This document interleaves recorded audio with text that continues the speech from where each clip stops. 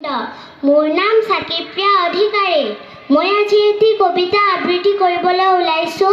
কবিতাটিৰ শিৰোনাম বকুল ফুল, কবি নৱকান্ত বৰুৱা।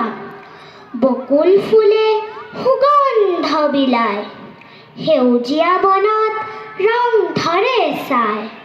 পাখি আহে গীত গাবলৈ, মিঠা সুৰে মন ভৰাবলৈ। বতাহ বয় লাহে লাহে, পাতবোৰ নাচে হাঁহে হাঁহে। সূৰ্য উঠি পোহৰ দিয়ে, পৃথিৱীখন সজাই থয়ে।